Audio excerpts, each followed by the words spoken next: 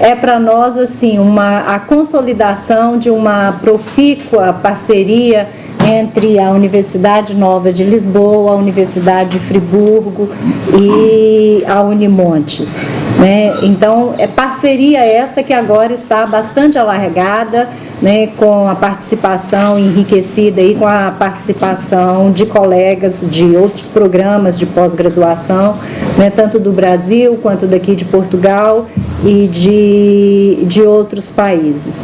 E não poderia deixar de trazer um pouco, né, a fala do programa do qual a gente vem, do coordenador que infelizmente não pôde estar aqui presente, o professor Rômulo Soares, né, do qual partilhamos a coordenação do mestrado, e dizer que o programa deseja, né, que este encontro aqui, que ele seja muito especial para todos nós e para cada um em particular, né, que está aqui, que seja, né, um momento de aprofundamento de conhecimentos, trocas de, né, bibliografias, de ideias inovadoras, de como podemos, né, conhecer e enfrentar os problemas sociais em territórios em transição, numa aproximação da academia com o movimento social.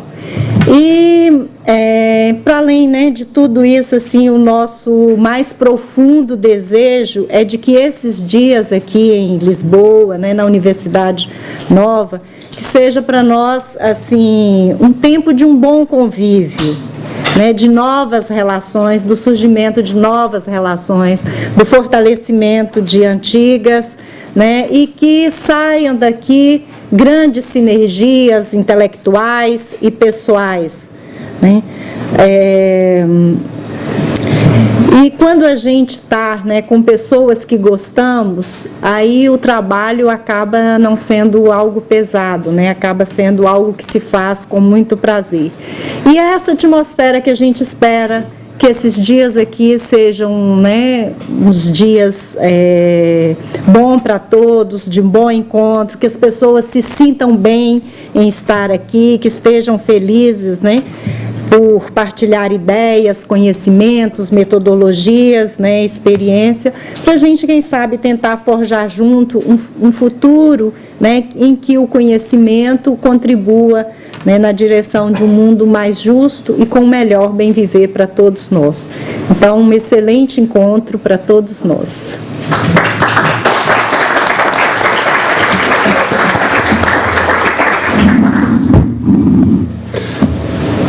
Bonsoir à toutes, bonsoir à tous. Vous me prierez de m'excuser de devoir parler en français, j'en suis désolé, et en même temps je suis heureux de pouvoir raviver quelques compétences que vous avez de compréhension du français. Comme d'habitude, Casimiro a été modeste, il a oublié de dire que la cheville ouvrière de ces 20 colloques que nous avons déjà organisé, de ce 4e que nous organisons en commun, c'est lui, et je crois qu'il faut le remercier, et remercier aussi l'Université Nouvelle de Lisbonne qui le soutient amplement dans son activité. Je me réjouis de nous retrouver pour continuer la discussion, parce qu'il ne s'agit pas d'un colloque, vous l'avez compris, isolé, c'est bien la maturation d'une réflexion. Il y a beaucoup de collègues qui sont présents dans la salle, qui avaient assisté à des colloques antérieurs à Montes Claros ou à Lisbonne la fois précédente. Et cette réflexion en commun, je crois qu'elle nous a amené à déboucher sur ce thème, sur ce lien entre action publique et espace intermédiaire, entre problèmes sociaux et espace intermédiaire, entre action politique publique et ville intermédiaire, ce qui a priori n'était pas évident, mais c'est une réflexion qui nous a semblé rejoindre nos dynamiques de recherche, et j'espère, puisque vous êtes là, j'en suis certain, qui rejoindra les vôtres. Alors, je me réjouis de pouvoir discuter avec vous, d'échanger avec vous, que nous soyons là tous ensemble pour pouvoir faire avancer cette réflexion qui, j'en suis certain, est beaucoup plus complexe que ce que nous pouvons le penser pour le moment encore. Alors, merci à toi Casimiro, merci à toi Lucienne et merci à vous tous d'être présents et bien sûr à l'Université Nouvelle de Lisbonne de nous accueillir.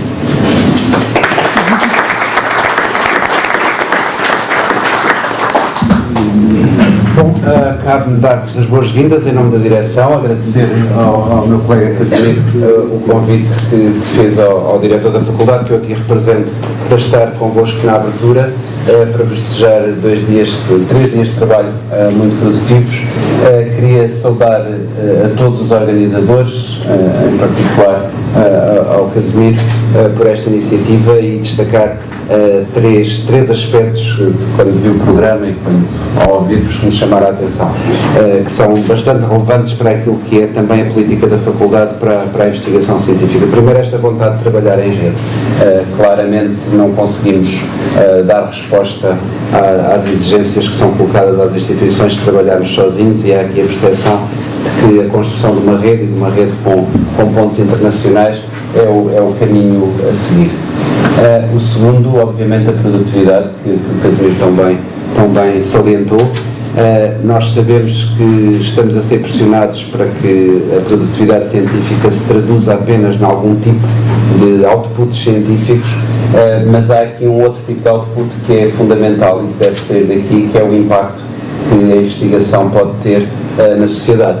E claramente pela temática e pelo programa deste vosso encontro, vê-se que há um contributo que pode aqui ser dado e que tem de se tornar cada vez mais visível. Eu tenho dito várias vezes que nós estamos nas ciências sociais, não podemos estar a passar ao lado da crise e da transformação que a sociedade está a dar, e que temos que participar nesta discussão. É óbvio que os gestores falharam, portanto, quem sai das faculdades de Economia não conseguiu encontrar a receita de sucesso, mas nós estudamos a sociedade há muitos anos e se calhar temos mesmo de intervir e ter aqui uma participação muito clara.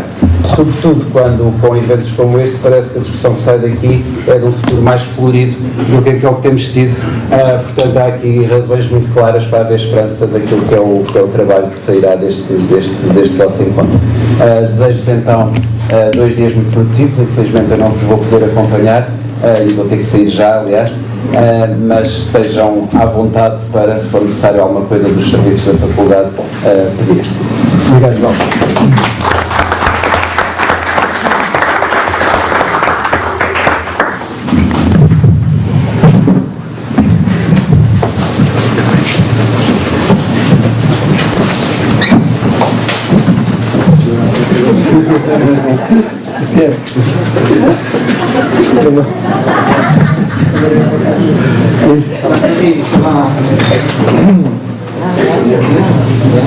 Bom, desfizemos uma mesa, vamos fazer outra já, para não perdermos muito tempo.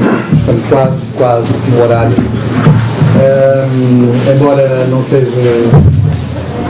uma organização completamente suíça, aliás, sendo da Suíça, não é Suíça de todo, como não ia acontecer, mas vamos certamente tentar respeitar os nossos tempos. E os nossos oradores já estão com a mesa antes de eu chamar, porque geralmente no Brasil vocês chamam os oradores quando eu tenho tempo. Vamos então a salva. Eu queria, já agora, há um que não veio, eu queria, portanto, agradecer a presença dos nossos oradores na mesa que segue, mas eu já vou dar a palavra ao professor António Dimas Cardoso, que preside esta sessão. Eu só queria constituir a mesa, agradecendo ao Marco e ao professor João Seixas, e já agora chamo também o professor João Remy. O professor João Remy é um grande prazer tê-lo connosco. Ele é, de facto, um grande inspirador do tema do nosso colóquio. O professor João Remy é professor jubilado na Universidade de Lovaina, um grande intelectual, uma pessoa que contribuiu imenso para a sociologia, nos aspectos teóricos e empíricos, trabalhou imenso na sociologia do espaço, na sociologia da religião, na sociologia dos valores culturais, foi meu professor, o João. Com muito prazer nós ficamos aqui. Queria agradecer pessoalmente a amizade que ele nos faz poder ter vindo. E o grande inspirador porque é ele que está na base do conceito de transação social, que é o conceito que traduz para nós, que é traduzido para nós como cidades intermediárias. Mas no fundo nós teríamos gostado de falar de territórios e cidades em transação, porque é de facto o conceito científico mais claro deste tema. Cidades intermediárias politicamente, ou territórios intermediários politicamente é mais perceptível, mas de facto é o conceito do João que inspirou o nosso tema. João, se não te importas, podes ou queres ficar aí para. Tu veux rester là, tu veux venir? Un petit peu.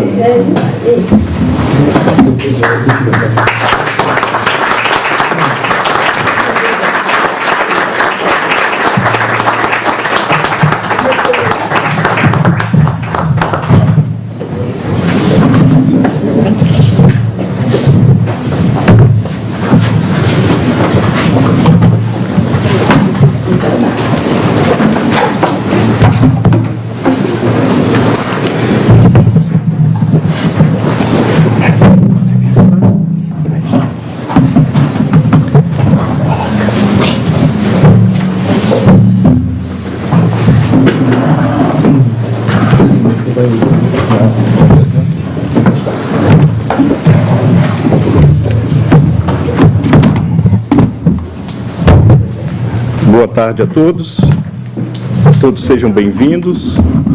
Vamos então dar início a às conferências de abertura.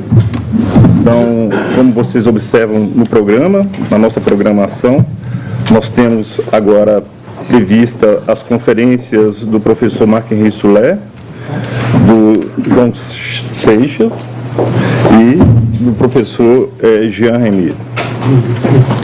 Inicialmente, nós vamos, então, passar a palavra, então, para o professor Marc-Henri, Professor Marc-Henri, vamos, então, começar, então, a nossa conferência, passando a palavra para o professor Marc-Henri Soler, que teremos o apoio aqui da tradução em português. Oui. Por favor, professor. Merci beaucoup, Dimas. Quand on accepte de travailler avec Casimiro, c'est souvent avec des risques.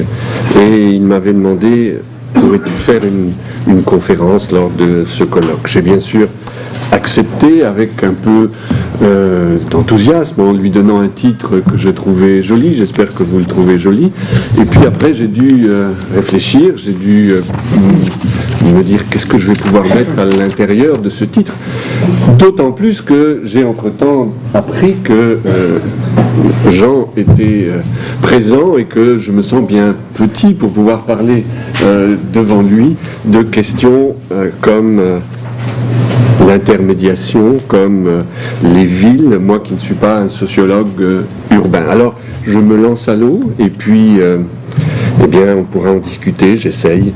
En tout cas, de mettre en lumière des interrogations qui, sans les avoir systématisées autour des questions des villes intermédiaires, sont, pour moi, surtout dans la deuxième partie de mon exposé, des éléments qui habitent une grande partie de mes réflexions. Alors, bien sûr, quand on commence, on essaie toujours de trouver une manière d'entrer, et ma manière d'entrer a été de me demander, mais en fait, pourquoi nous nous sommes posé la question de l'action publique dans les villes intermédiaires. En fait, qu'est-ce qui justifie, en dehors peut-être de la dynamique qui était la nôtre dans ce regroupement collectif de l'Unimontes, de l'Université de Fribourg et de l'ANOVA de Lisbonne, qu'est-ce qui peut bien expliquer qu'on se penche aujourd'hui sur la question de l'action publique. C'est un peu comme ça que j'ai essayé de rassembler l'idée des problèmes sociaux, de l'action locale, et puis des cités intermédiaires, des villes intermédiaires. Et il me semble qu'il y a au moins 3 grandes explications qui peuvent apparaître pour justifier que nous nous soyons penchés sur cette question-là. La première, c'est parce que un contexte favorable est apparu. Un contexte favorable, on ne saurait le nier, c'est quelque chose d'évident au moins pour les Européens, et je mets la Suisse dans l'Europe, même si elle est un peu réticente d'y entrer. L'Europe se penche depuis quelques décennies de manière privilégiée sur les espaces infranationaux qui sont en difficulté. Nous avons eu de grandes politiques qui ont été lancées contre l'exclusion pour le développement des territoires qui n'arrivaient pas par eux-mêmes à trouver une dynamique. Donc il y a un volontarisme européen, me semble-t-il, qui nous a amenés à nous pencher sur cette question des territoires infranationaux, c'est comme ça que j'ai essayé de les appeler. Le deuxième, c'est que un certain nombre de problèmes sociaux ont pu être lus de façon beaucoup plus transversale et ont été thématisés, notamment autour des questions des banlieues, ont été thématisés en termes de développement local et ont fait émerger toute une série de formations et après de compétences professionnelles, de savoir-faire, qui ont mis en quelque sorte la question du développement local sur le devant de la scène en disant qu'il y avait probablement des spécificités dans les manières d'appréhender les difficultés qui apparaissaient à ce niveau-là et les perspectives de développement. Donc l'émergence de formations et de savoir-faire spécifiques, et puis l'exemple de la France bien sûr là est manifeste, mais je crois que beaucoup de pays dans le cadre de l'Union européenne, même ceux qui a priori étaient les moins concentrés comme la République fédérale allemande à l'époque, eh bien ont transféré toute une série de compétences qui appartenaient à l'État central, les ont d'une manière ou d'une autre transférées à des instances locales. Et il me semble que ce premier élément, ce premier contexte, c'est ce qui va justifier qu'aujourd'hui on thématise fortement la question de l'action publique territoriale. Deuxième perspective, me semble-t-il, qui justifie cela, c'est une volonté de réenchanter l'action politique quand on y a vu une grande désaffection dans des formes justement beaucoup plus politiciennes, peut-être beaucoup plus jouées autour des débats, des enjeux, des combats de partis au sens de partis politiques. Là, il me semble qu'il y a une volonté j'ai intitulé ça, de réenchanter l'action politique au niveau local, sous la forme d'une meilleure efficacité. Eh oui, ça sera plus efficace parce qu'on peut réagir plus vite aux problèmes sociaux. Ce sera plus efficace parce que la décision qui se fera entre citoyens et gouvernants sera une décision basée sur la proximité. Ce sera plus efficace en termes de traitement de la demande, parce qu'on trouvera des canaux, et la proximité aide à ce niveau, on trouvera des canaux par le biais de la participation. Donc, à chaque fois, si vous voulez, l'idée que l'action publique peut trouver, grâce à un rétrécissement de l'échelle de traitement des problèmes, peut trouver des formes de réenchantement, et je crois que c'est une deuxième raison. La troisième raison, il me semble que on a vu se développer dans les années 80 ou 80, dans les années 80 ou 80, on a vu se développer une conception politique de la citoyenneté, avec des grands débats qui ont pu avoir lieu. Il me semble que progressivement émerge ce que je pourrais appeler une conception morale de la citoyenneté, où ce qui est mis en avant, c'est davantage les notions de responsabilité, de défense des libertés individuelles, de l'idée que le citoyen doit aussi être un expert et doit être consulté dans les décisions qui le concernent, et qu'il est un expert au même titre que les experts patentés, parce que lui, en quelque sorte, il est expert de l'expérience de vivre là, et qu'à ce titre-là, son avis est important. Donc on a bien des débats citoyens sur les expertises, sur les décisions politiques. Et puis on a, bien sûr, on lui a donné ce rôle de contrôleur, ce rôle de vigile, capable en quelque sorte d'intervenir, parce que le premier touché, capable d'intervenir sur les dérives bureaucratiques. Alors, il me semble que pour ces trois raisons, celles que rapidement j'ai essayé de présenter, un contexte favorable, un réenchantement de l'action publique, une tentative de la réenchanter, et puis l'émergence d'une conception morale du citoyen, il me semble que tout ceci converge pour que action publique et villes intermédiaires, action publique territoriale en quelque sorte, deviennent une question importante à traiter. Mais une fois qu'on a dit ça, on n'est pas bien avancé. On a essayé de faire un beau petit bilan, j'espère beau, mais bon, un petit bilan, mais on n'est pas bien avancé sur de quoi parlons-nous. Et il me semble que, en tout cas, j'ai essayé de distinguer deux types de questions derrière cela. Il me semble qu'il y a une première question, qui est une question que j'ai appelée morphologique. En fait, de quoi parle-t-on quand on parle de villes intermédiaires? On parle à la fois du fait qu'elles sont petites, moyennes, et puis qu'elles sont d'intermédiation. En quelque sorte, le ville intermédiaire renvoie à un double registre de taille et de fonction, et j'aimerais qu'on y revienne et qu'on essaye de comprendre de quoi il s'agit quand on parle de cette idée-là, et quels sont les enjeux spécifiques et les problèmes spécifiques peut-être qu'on y trouve.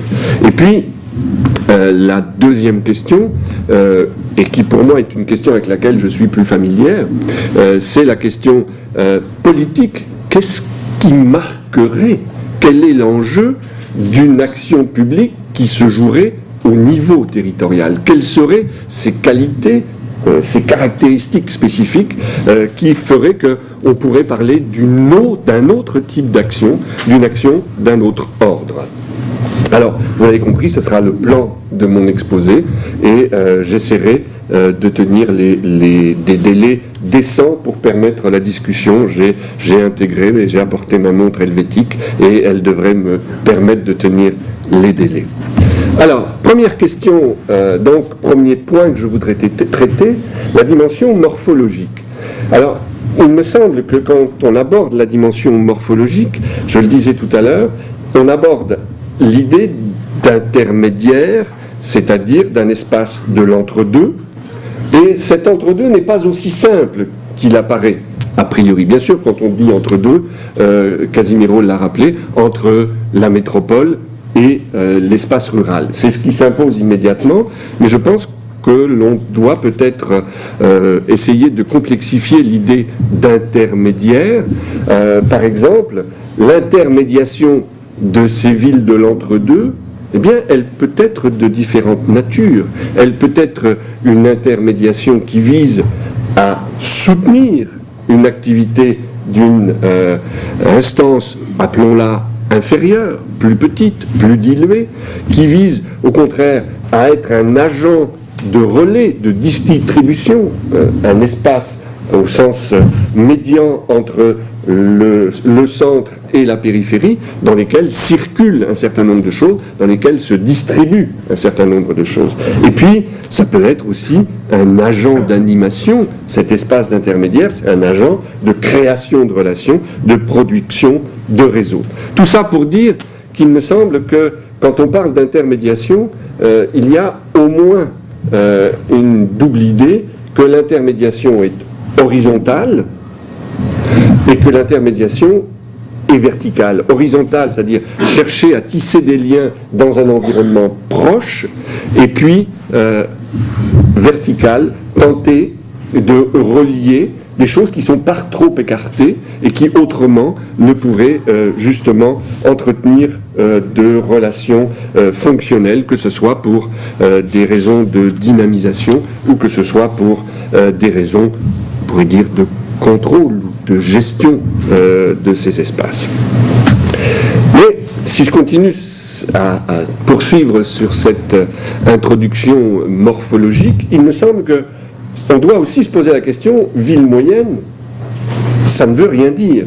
Parce que la taille, vous imaginez, je ne sais pas, quand on parlera peut-être de Montes c'est une ville moyenne.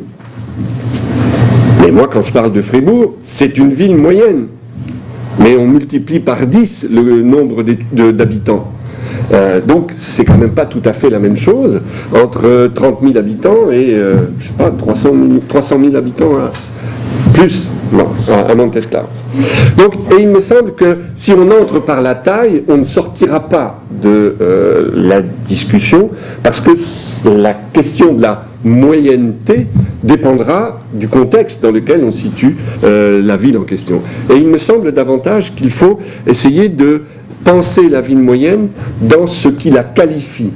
Et j'ai essayé de reprendre une distinction qui avait été faite en son temps par la délégation à l'aménagement du territoire française, qui distinguait des villes moyennes isolées, des villes moyennes sous influence et des villes moyennes à l'épreuve. Et donc, je voudrais essayer de reprendre ça pour montrer que les enjeux ne sont pas de même nature, et bien sûr, l'action publique ne pourra pas être de même nature.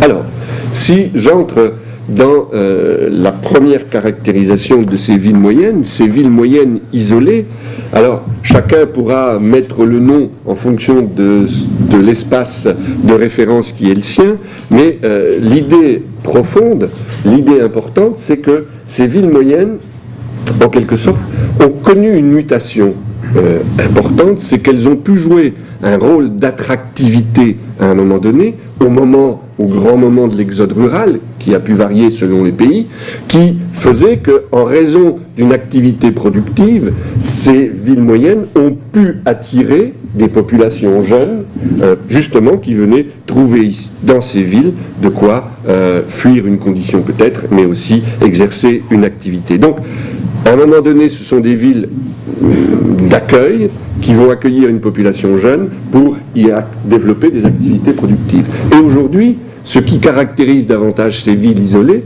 c'est au contraire que ce sont des villes de rétention d'une population âgée, voire d'attraction d'une population âgée, mais qui ne vient pas là pour des activités productives, mais qui vient au contraire pour, si je puis dire, des activités de consommation d'espace, consommation de services, consommation peut-être d'un certain mode de vie particulier, et surtout qui vient là chercher et qui va être demandeuse de services.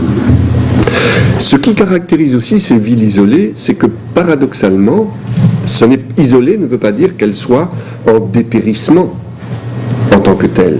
C'est probablement qu'elles résistent, qu'elles ont une bonne dynamique, si je puis dire, mais que cette dynamique, elle est liée à des facteurs particuliers, au moins deux.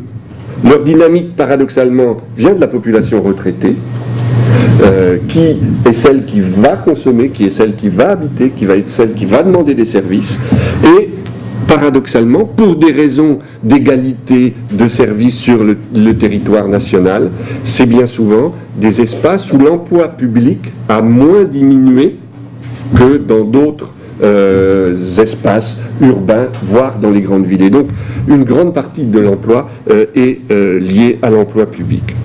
Quels sont les défis que posent ces cités moyennes isolées? Il me semble, c'est le fait qu'elles ne doivent leur dynamisme, je le disais, qu'à une population vieillissante ou qu'à un territoire qui, lui, a une dynamique particulière, un bassin vivant ou pas. Et donc, la question qui se pose pour elles, c'est comment ne pas dépendre complètement de ce bassin économique et démographique. La deuxième tension, le deuxième problème qui se pose pour elles, c'est probablement, j'appelais ça logique du dedans et logique du dehors. Ce sont des villes, et on les voit quand on se passe à l'intérieur d'elles, qui se transforment considérablement avec une politique d'embellissement, rendre la ville agréable pour ceux qui sont là. Mais cette politique d'embellissement, en quelque sorte, elle se heurte à une fonction qui est aussi pour les gens qui sont à l'intérieur développer des services par rapport à une population qui en a besoin parce que, notamment, elle est vieillissante. Et que le défi qui se pose aussi pour elle, c'est de faire vivre l'agglomération de la petite ville, l'embellissement dont je parlais tout à l'heure, et de maintenir les liens et de développer les liens avec le pays, ce qui est l'univers de référence. Autre tension, elles sont souvent pensées, utilisées par les niveaux centraux comme étant le lien, pour des raisons de sécurité, que ce soit sociale ou policières, si je puis les appeler ainsi. Ce sont souvent des lieux qui sont pensés comme, si je puis dire, des avant-postes ou des arrière-gardes, peu importe comment on les qualifie, de la sécurité sociale et civile des individus. Et en quelque sorte, cette fonction-là peut être en contradiction avec l'idée qu'il faudrait développer des formes d'activité renouvelées dans ces villes. Donc, ce que je veux essayer de dire pour conclure sur ces petites villes isolées, c'est bien que ce qu'elles ont à penser, c'est qu'est-ce que c'est qu'un centre au niveau local?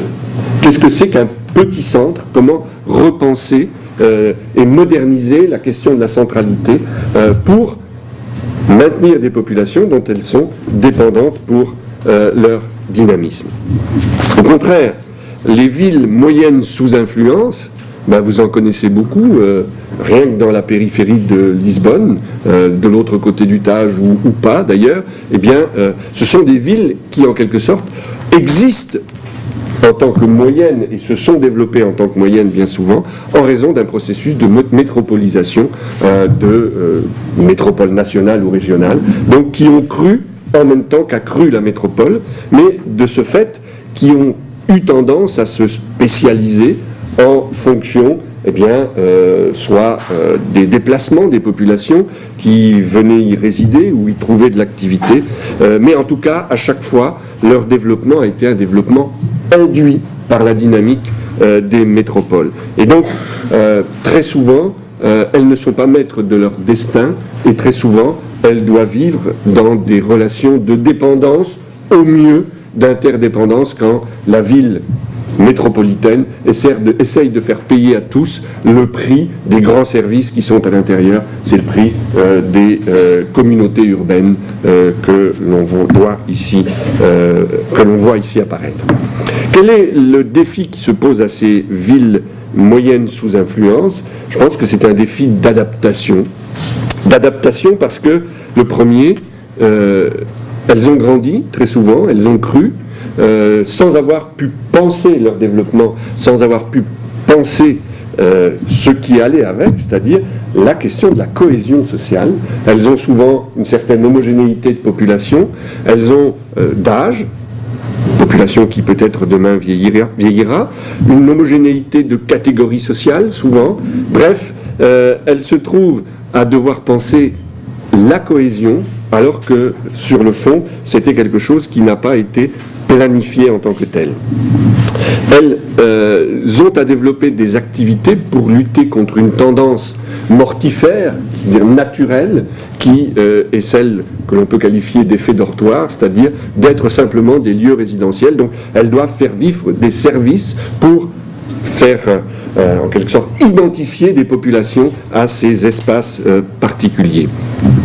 Et puis, elles doivent se poser la question de la complémentarité avec les métropoles.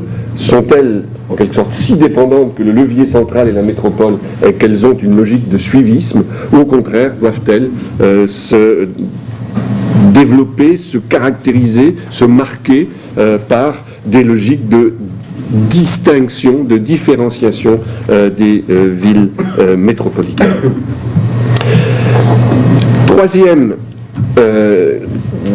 catégorie de villes, peut-être pas de villes moyennes, peut-être pas les plus nombreuses, mais qui posent des problèmes véritablement différents, ce sont celles en quelque sorte qui se sont fait prendre de vitesse par leur bassin naturel.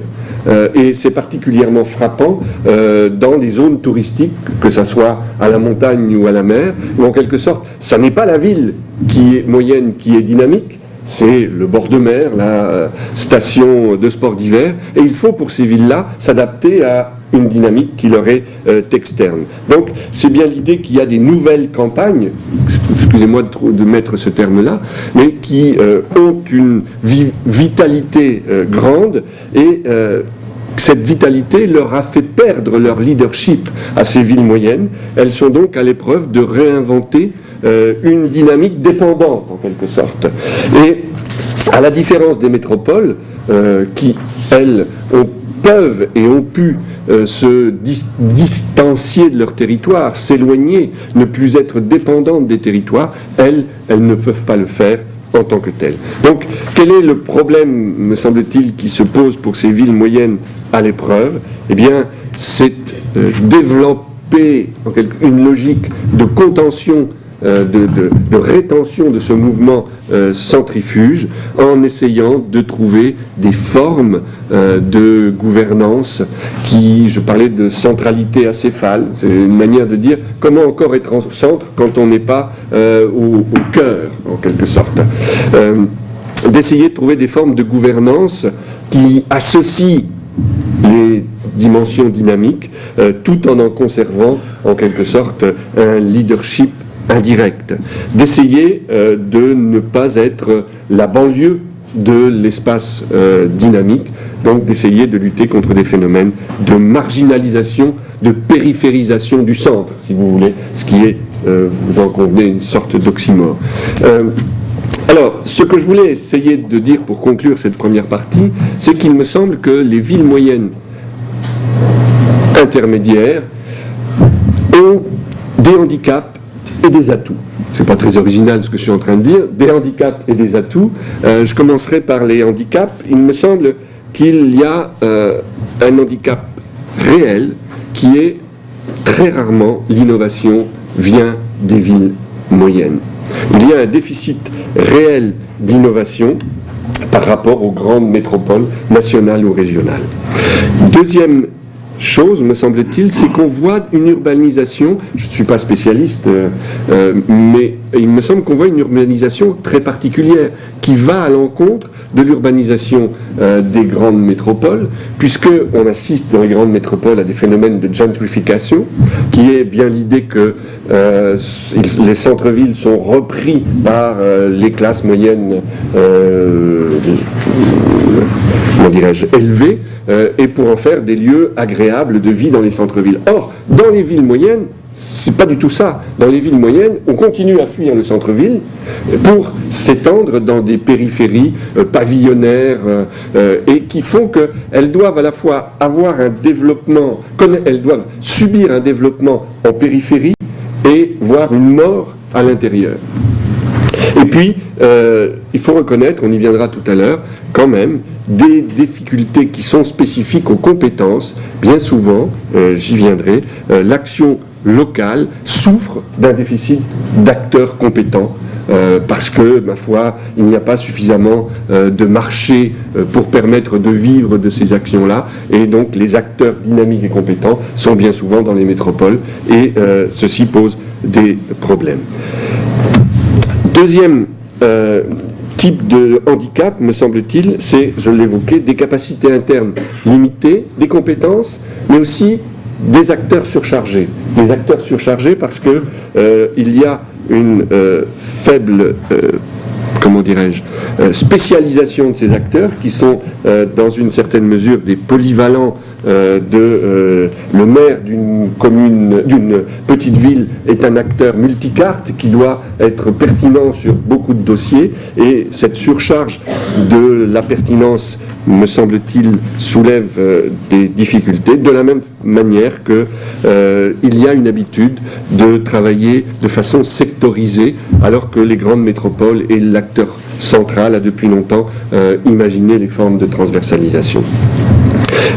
Deuxième chose aussi, me semble-t-il, qui peut être qualifiée de handicap, c'est que les réalités avec lesquelles il faut travailler sont des réalités multiples. Je les ai appelées gigognes, un petit peu comme ces matrioshkas russes, dans lesquelles on passe en quelque sorte de la petite municipalité rurale avec laquelle il faut travailler dans des logiques d'intercommunalité, avec des phénomènes d'interurbains dans la ville moyenne elle-même, et puis avec la région, avec l'État, et bien sûr pour les pays concernés par l'Union européenne, par exemple avec l'Union européenne. Et ces logiques d'acteurs, ces niveaux d'intervention qui sont à la fois indispensables dans cette philosophie de l'action publique diversifiée, deviennent aussi des handicaps forts. Troisième type de handicap, la faiblesse des acteurs privés. Ce sont souvent des acteurs publics qui vont être les leviers de la transformation de ces régions. On va dire ils sont absents ou ils sont très prudents, c'est-à-dire qu'ils ne viennent que quand il y a de l'argent public pour pouvoir soutenir des activités de développement. Et puis, dernier point, me semble-t-il, le fait que, je l'évoquais tout à l'heure, l'activité est malgré tout une activité qui demeure centrée sur l'économie matérielle, qui, on le sait, est plutôt vieillissante et déclinante, et que les activités économiques immatérielles, celles qui produisent de la valeur ajoutée aujourd'hui, eh bien, sont très souvent éloignées de ces villes moyennes. Des atouts, j'en vois au moins deux. Des atouts, le premier, me semble-t-il, c'est ce qu'on a coutume d'appeler l'économie résidentielle. C'est le fait qu'une grande partie de leur économie vient du fait que des gens habitent là. Et que cette économie résidentielle, eh bien, si on veut en faire un levier fort, il me semble qu'elle est confrontée à un certain nombre de défis. Le premier, c'est celui de l'harmonisation, de l'équilibre entre les générations. Et oui, comment, en quelque sorte, vivre d'une économie résidentielle, de gens donc qui sont là, en ayant à la fois des services pour des populations âgées et des services pour des populations jeunes qu'il faut fixer.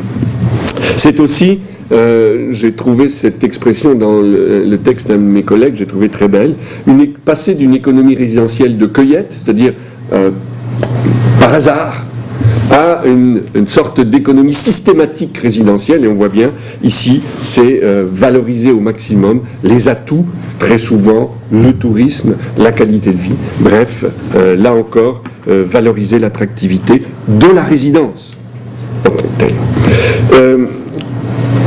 Mais tout n'est pas simple. Un collègue sociologue vient de publier un ouvrage il y a un mois à peine sur justement la fin de la campagne et dans lequel il nous explique que sur le fond, le village que nous avons tous connu, eh bien, dans une certaine mesure, il éclate parce que il y a une mixité des populations entre justement ceux qui viennent y vivre et ceux qui étaient là. Et je pense que les villes moyennes sont confrontées aux mêmes défis quand elles sont face à cette économie résidentielle.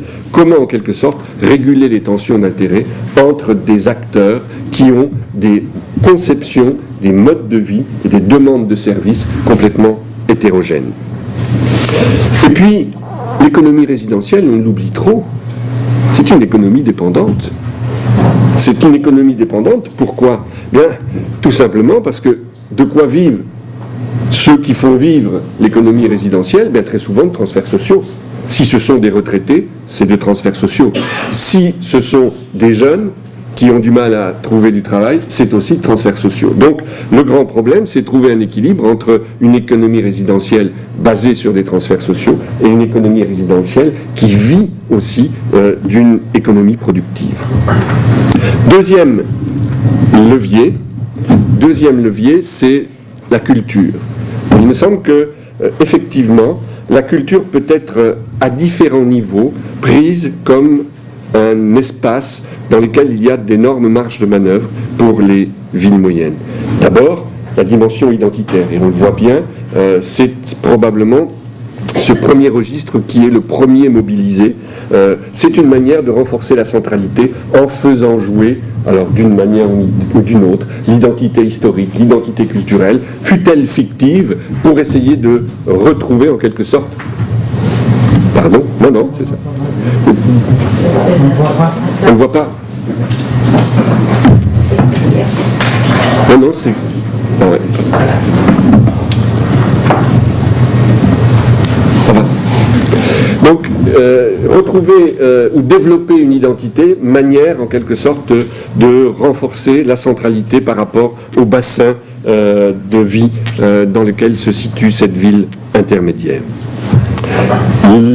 La culture, c'est aussi une façon de sédentariser une population, tout simplement la fixer, et la fixer de deux manières.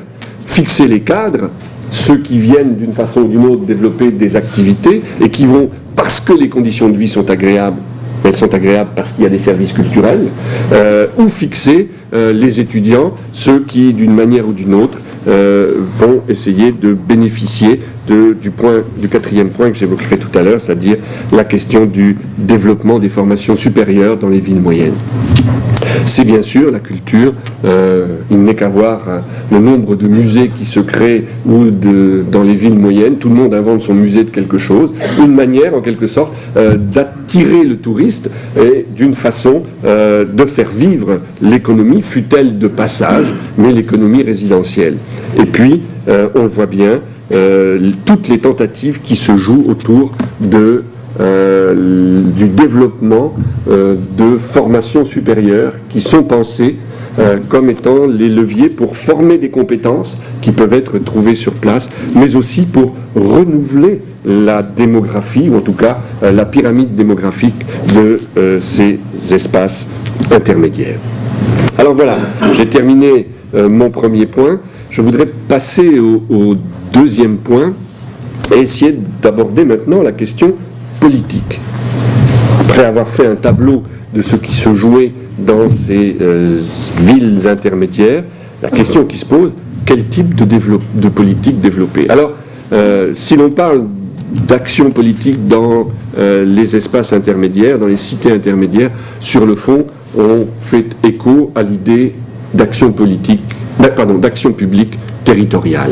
Et dès lors, la question du territoire, j'ai essayé de le mettre là en m'amusant, il y en a peut-être d'autres, j'ai peut-être oublié, mais on voit bien que le territoire renvoie à des choses sans commune mesure. Il n'y a aucune commune mesure entre le territoire politique des institutions et le territoire ritualisé des communautés.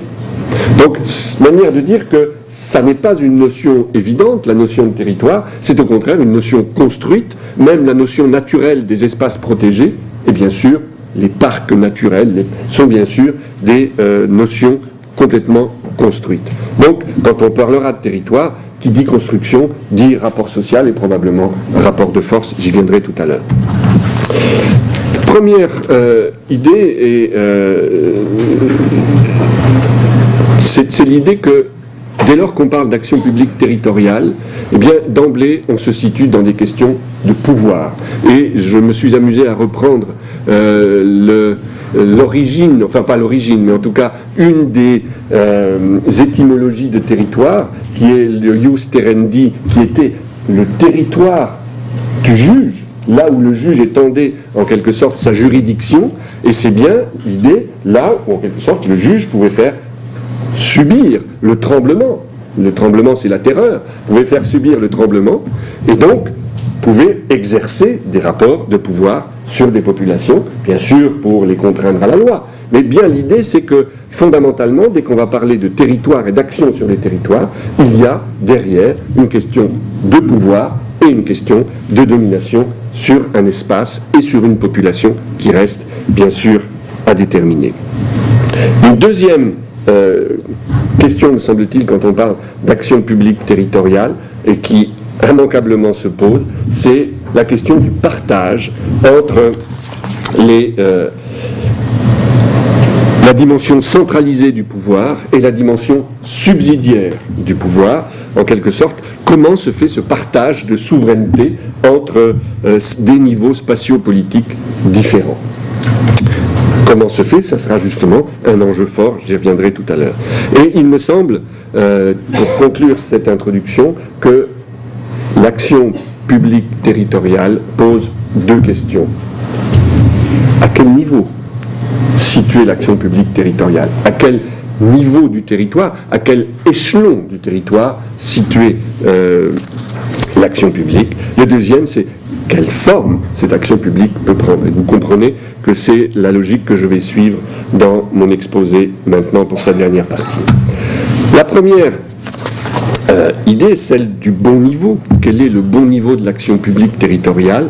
Il me semble qu'elle se pose avec la question de la pertinence territoriale. Quel est le territoire pertinent pour l'action publique?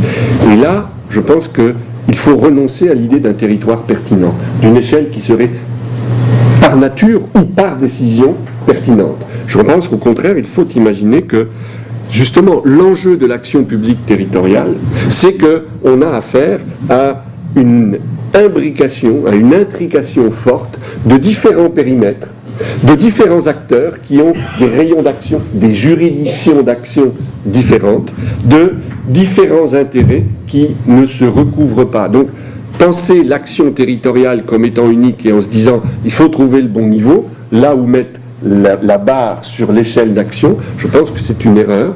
Il faut au contraire penser l'enchevêtrement des différents niveaux et des différents acteurs qui, eux, vont jouer justement de la variation des échelles. J'y viendrai tout à l'heure. Pardon, je deviens polyvalent et j'arrive à... Deuxième, la variation des échelles est aussi liée au problème que l'on évoque. Je discutais l'autre jour avec l'équivalent de la ministre de la Santé et des Affaires sociales du canton de Fribourg, et nous parlions des problèmes qu'elle a en matière d'aménagement du dispositif sanitaire, les hôpitaux dans le canton, et est-ce qu'il faut fermer des hôpitaux ou pas. Et nous discutions et nous voyons, si l'on comparait les cartes, en quelque sorte, de ce qu'est le territoire de l'action sanitaire au niveau territorial, et les cartes de ce qu'est l'action policière au niveau territorial, on s'aperçoit que les découpages sont complètement différents. En quelque sorte, on découpe différemment les territoires selon les problèmes. Et dès lors, on va avoir une superposition qui va rendre l'action transversale très difficile, puisque, en quelque sorte, quand l'un dira « j'agis sur mon territoire ici », l'autre dira « mais non, j'en ai que la moitié qui est dans ma juridiction, et je ne peux pas avoir une action, à moins qu'on intègre aussi l'autre partie du territoire ». Donc, la variation des échelles est souvent liée au fait que les problèmes ne prennent pas la même place territoriale, ne supposent pas le même emboîtement des niveaux. Et puis, la troisième question du bon niveau, c'est que le bon niveau, ce n'est pas une affaire simplement d'échelle, j'y reviendrai tout à l'heure pourtant, c'est le fait que on ne sait pas exactement, quand on parle d'action territoriale et qu'on veut la situer, de quoi on parle. Est-ce que, je me suis amusé à mettre les mots, est-ce qu'on veut parler de contiguïté ou de connectivité? Est-ce qu'on veut dire, ce qui est important pour agir, excusez-moi, c'est d'être près du citoyen ou c'est d'être relié au citoyen? Ce qui n'est pas du tout la même chose. Et on voit bien que là, on a des enjeux qui, là aussi, vont varier selon les types de problèmes. On pourra avoir une administration, une e-administration, une administration électronique, si vous voulez, mais dans d'autres cas, il faudra bien qu'il y ait, par exemple, une justice de paix qui soit justement une justice de proximité. Même chose, est-ce que l'on parlera de proximité des problèmes ou de transversalité des problèmes? Bref, vous le voyez, j'essaye de montrer que quand on parle d'action publique territoriale, il y a une polysémie de ce qui se joue au niveau des échelons. Deuxième question, toujours par rapport au bon niveau, c'est que la question du bon niveau, la question de la descente en échelle, puisque en quelque sorte, quand on parle d'action territoriale, c'est souvent avec l'idée qu'on veut, je le disais tout à l'heure dans mes propos liminaires, on veut se rapprocher du citoyen. On veut avoir une action qui soit plus en phase avec des problèmes locaux, proches, et qui permettent la participation. D'où on veut changer d'échelle. Et qu'observe-t-on quand on regarde les effets des changements d'échelle? Eh bien, on observe une ambivalence profonde. Paradoxalement, le fait de se rapprocher, eh bien, va produire un effet de standardisation. C'est un paradoxe, mais va produire un effet de standardisation pour deux raisons au moins.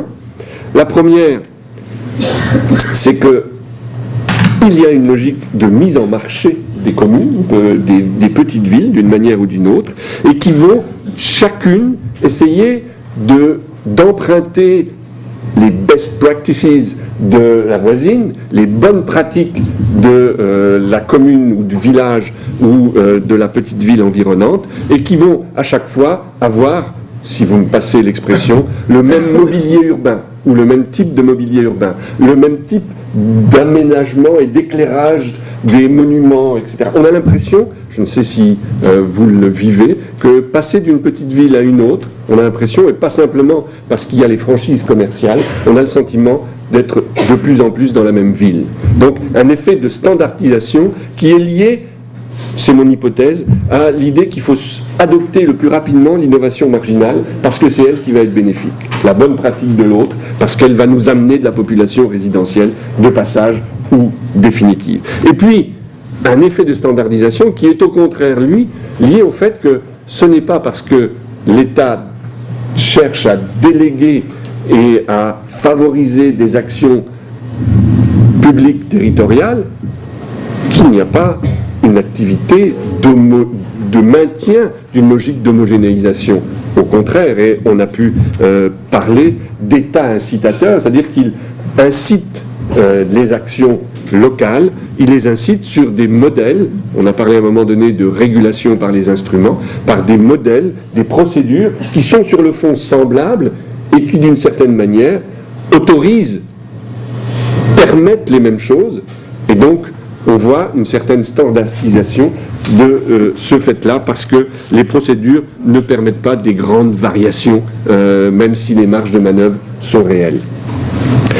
Et puis, me semble-t-il, en même temps, l'effet des changements d'échelle, eh bien, c'est ce qui va produire une certaine différenciation, parce que, malgré tout, les capacités d'action des acteurs sont soutenues, parce que des marges de manœuvre sont développées. Alors, on assiste, si vous me permettez l'image, on assiste à un même design urbain. Ce qui change, c'est la couleur de la peinture du mobilier urbain. Dans certaines, il est rouge, dans d'autres, il est bleu. J'exagère, bien sûr, mais c'est l'idée qu'il y a une réelle différenciation et en même temps une réelle standardisation. Si je continue sur l'idée du bon niveau toujours, il me semble qu'il y a deux constatations que l'on peut faire sur la question où situer le niveau de l'action territoriale. Il me semble qu'il faut bien se représenter que le changement d'échelle est un jeu d'échelle. Autrement dit, le changement d'échelle, quand un acteur invite à changer d'échelle, c'est très souvent qu'il y a derrière des rapports de force entre acteurs, des volontés de privilégier des intérêts, d'en promouvoir certains. Bref, tout changement d'échelle est un travail sur les échelles, et on voit bien que là, il n'y a pas, je le disais tout à l'heure, de bonne échelle. Il y a des échelles qui sont le résultat de rapports sociaux. Et la deuxième idée, c'est qu'on assiste à un double mouvement, paradoxalement, de rétrécissement et d'élargissement. Je feuilletais les travaux d'une de mes collègues françaises pour préparer cette conférence, et elle a beaucoup travaillé sur les espaces intermédiaires. Pour ceux qui la connaissent, je pense à Laurence Rouleau-Berger, sur les espaces intermédiaires. Mais elle, les espaces intermédiaires, c'est pas du tout les petites villes. C'est la cage d'escalier, c'est la rue qui est l'espace intermédiaire. Donc il y a l'idée qu'il faut la demande de proximité pour que l'action soit pertinente et de plus en plus rapprochée en quelque sorte.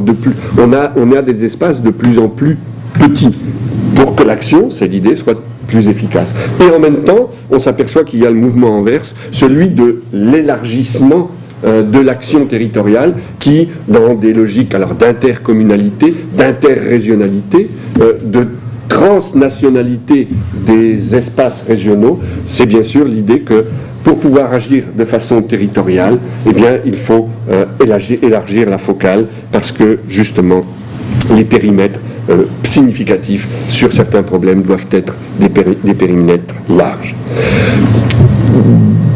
Deuxième partie de la question politique, non plus la bonne échelle, mais la bonne forme.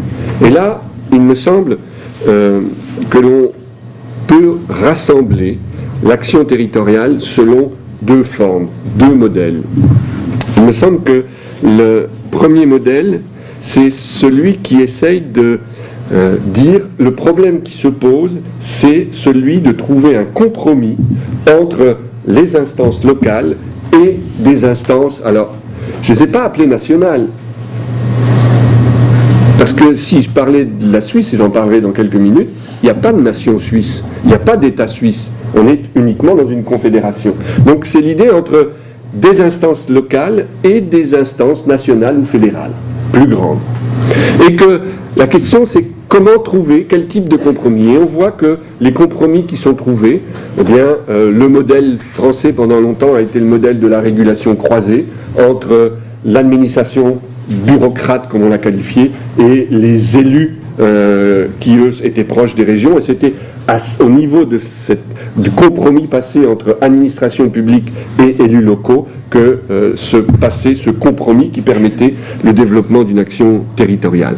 On a vu au contraire se développer ce qu'on peut appeler des États territoriaux, c'est-à-dire des États qui ont volontairement considéré que le lieu significatif de l'action, c'est le territoire, quel qu'il soit, et donc ont tenté de déléguer au maximum, et si je continue sur la situation française, c'est bien sûr la logique de la décentralisation qui est apparue à partir des années 80. Et puis, il y a aussi l'idée, au contraire, que l'on voit apparaître depuis quelques années de la gouvernance entre les acteurs, c'est-à-dire de l'activité conjointe, qui est une autre forme de compromis. Ce que je vais essayer de montrer là, c'est que les formes sont différentes, que ce soit régulation croisée, que ce soit État territorial, que ce soit la gouvernance en tant qu'action publique conjointe, et il me semble qu'elles se caractérisent toutes par une même logique, c'est quand je l'ai appelé ainsi, c'est une logique de subsidiarité formelle. La logique de la subsidiarité formelle, dont le plus bel exemple, me semble-t-il, est aujourd'hui l'Union européenne, c'est l'idée que la subsidiarité vient de l'extérieur. C'est en quelque sorte l'échelon supérieur qui vient dire à l'échelon inférieur « autonomisez-vous, soyez responsables, développez-vous ». En quelque sorte, il y a une injonction paradoxale, si on suit le terme de subsidiarité, il y a une injonction à la subsidiarité. Elle est donc extérieure et descendante. Deuxième caractéristique, c'est qu'elle est pensée comme une norme. Vous devez être subsidiaire, et elle est pensée comme une norme parce que, en tant que telle, elle fixe un cadre d'action. Nous sommes subsidiaires, mais tous de la même manière, si je puis dire. Et cette subsidiarité formelle, il me semble aussi qu'on peut la qualifier par le fait qu'elle soit pensée à la fois comme une contrainte et comme une ressource par l'action locale. Comme une contrainte parce que c'est bien sûr un instrument de régulation, un instrument de contrôle, un instrument d'homogénéisation, je le disais tout à l'heure, et puis de l'autre c'est une ressource puisque en même temps qu'elle fixe le cadre, bien souvent elle apporte des perspectives, que ce soit financières ou cognitives. A l'inverse, il y a un deuxième modèle que l'on peut distinguer, celui qui va reposer au contraire sur l'idée de ce qu'on pourrait appeler une subsidiarité substantielle qui repose sur l'insuffisance, l'idée qu'il n'y a d'action publique supérieure que parce que l'échelon inférieur a été insuffisant, incapable de développer l'action publique.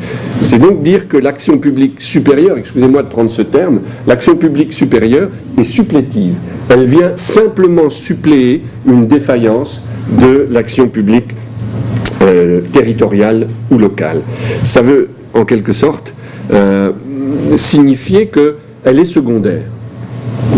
Et l'enjeu, bien sûr, est de savoir quand l'action publique locale est insuffisante et défaillante. Et bien souvent, ça ne peut pas être celui qui va être l'acteur supérieur supplétif qui peut dire « vous êtes insuffisant, je vais intervenir à votre place ». C'est très souvent, dans le modèle suisse que je vais prendre tout à l'heure, une concertation entre les acteurs locaux qui, en quelque sorte, conviennent qu'ils sont dans l'incapacité de développer une action pertinente et qu'ils doivent passer à un niveau supérieur. Donc l'idée, c'est que cette action supplétive supérieure, eh bien, elle doit en même temps ne pas être contradictoire avec le principe de souveraineté. Les communautés locales, territoriales, les cantons suisses, pour ne pas les nommer, sont des cantons qui sont souverains. Et donc, ce n'est pas parce qu'ils sont incapables de développer une action efficace que l'action efficace développée par la fédération doit leur faire perdre leur souveraineté. Au contraire, la logique est que cette souveraineté doit être maintenue le plus longtemps possible, d'où l'idée que les formes d'exercice de cette action supplétive sont souvent des formes d'exercice indirect de l'action supplétive. C'est-à-dire, prêtez-nous les moyens, donnez-nous les moyens, mais pas forcément financiers d'ailleurs, pour pouvoir être efficace au niveau local. Alors, c'est une manière, me semble-t-il, de considérer que nous avons affaire là à un modèle social et culturel, alors que dans l'autre cadre, c'est un modèle organisationnel et instrumental. Et que, fondamentalement, le principe, je le disais tout à l'heure, de souveraineté est premier, et c'est donc l'instance locale qui est l'instance souveraine, et non pas l'instance centrale qui est l'instance souveraine. Si je conclus, et promis c'est le dernier transparent, et je respecterai à peu près les temps, si je conclus, ben c'est pour vous dire que au terme de mon exposé, en tout cas moi, peut-être que vous, ça va, mais moi je n'ai pas les idées claires. Au terme de mon exposé, j'ai le sentiment que j'ai essayé de brosser un peu le paysage, que ça soit, je le disais, en quelque sorte une photographie de ce que peuvent être les villes intermédiaires, d'essayer de dresser une sorte de diagnostic de ce que peut être l'action publique au niveau des villes intermédiaires, mais je n'ai toujours pas compris clairement où situer le problème sur lequel nous devions débattre. Et en y réfléchissant un peu plus, il me semble qu'il y a au moins 3 problèmes qui se trouvent posés et que j'aurais envie de vous soumettre dans le cadre de discussion à la suite, dans le cadre de la table ronde tout à l'heure et peut-être dans les groupes de travail. Il me semble qu'il y a un problème qui est un problème d'aménagement du territoire.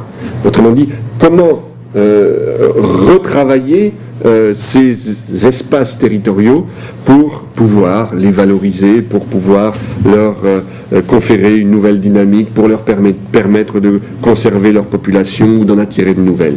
Et on voit bien que dans cette idée d'aménagement, il y a probablement des designers urbains qui sont importants, des gens qui vont mettre en scène la ville pour pouvoir la rendre visible et la rendre attractive, lui donner en quelque sorte une nouvelle jeunesse. Donc il y a bien un problème d'aménagement, il y a un problème de compétences, comment former et retenir des compétences pour pouvoir justement aménager au niveau de l'espace.